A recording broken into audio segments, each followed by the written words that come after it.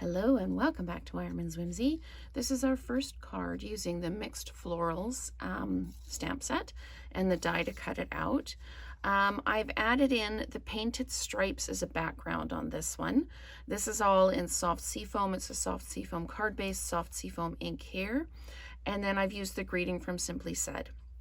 And I really like how this one turned out. The one we're going to do today is going to be in Pretty in Pink. So I'm going to use the painted stripes with the Pretty in Pink. The tulips are going to be in Pretty in Pink and Flirty Flamingo. The stems are in Light Mossy Meadow, and then I've used light and dark soft seafoam for the leaves, and I've used light and dark Daffodil Delight for the little blossoms. So I stamped this down in basic gray. You can use Memento and it won't blur or bleed as much, but I really like the softness of doing it this way.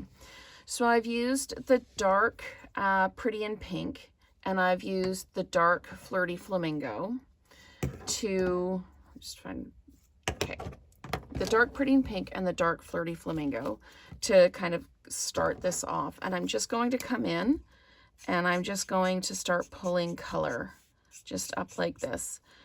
I'm using the 4 different colors because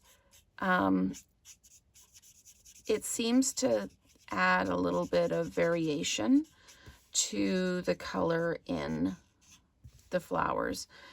And I'm not worried about these hard lines here because I'm going to come back in with my light Flirty Flamingo, and I'm just going to go all the way over top of all of those hard lines, so that it just blends everything together and you get the depth of color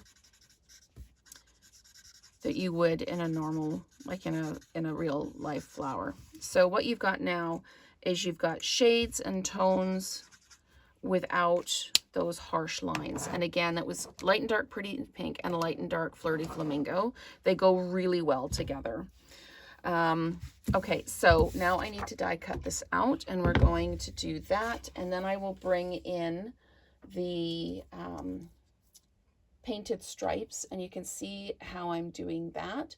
So I've got a Pretty in Pink card base, and I've got a piece of basic white, and you'll be able to see that the piece of basic white is larger than my card base, and that's for a reason. When we use large stamps like this, I find it hard to make sure I'm square and straight and where the stamp is on the paper. You can use a Stamparatus if you've got one, but not everybody has one, and they're not available through Stampin' Up anymore. So I thought I'd show you how I manage it without a Stamparatus. Okay, so we've got this die cut out now. So let's just move this. Okay, just going to put that over there.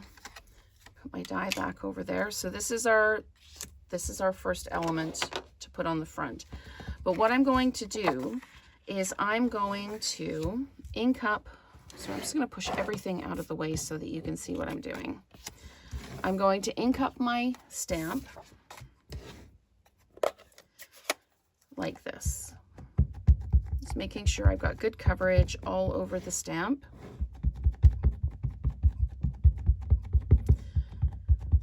Okay, and then I'm going to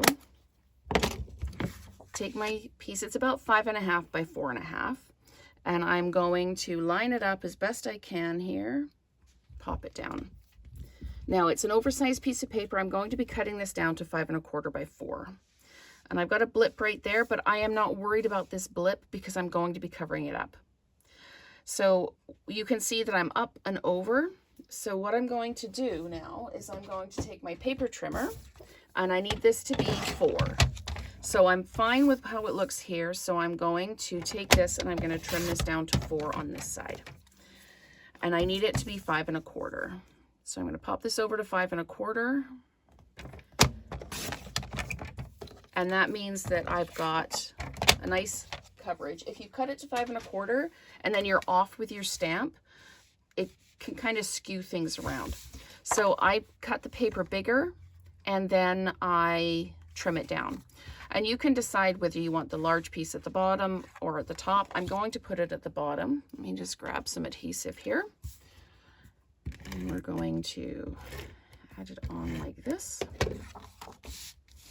And we're just going to pop this down like that. Then we're, oh, you know what? I knew I would forget the ribbon. I knew I would forget the ribbon. Okay, so this is how you take paper off if you've already adhered it down. Take your bone folder and just work it underneath. I swear I'm going to do a series of videos on what to do when. So we're just using our bone folder to come in underneath and just pry this up. What this does is it helps not tear the paper. There. So we've got a little bit of tearing, but we're just putting this right back down again. So what I forgot to do is put the ribbon on. This is the white woven ribbon. And we're just going to pop it on about 1 inch from the edge, like that. And then we're just going to add just a little bit more adhesive because I have pried this off. Okay. And we're going to pop this right back down. Just like that. There we go. Okay, now I'm going to dimensionalize my flowers like this. And, oh, that's probably enough. There we go. And again, you don't need to worry about your blip in the middle because we're covering it up. If it was somewhere where it was going to show, turn the paper over, try again, or when you pick it up, just kind of give it a smoosh. Other people lay the paper down on top of the stamp and then run their hand over it. There's different ways to manage using the larger dies if you don't have a Stamparatus. Okay, and I've made the bow already, and I've got an adhesive dot on it. And I'm just going to pop this right down on the bottom of the bouquet.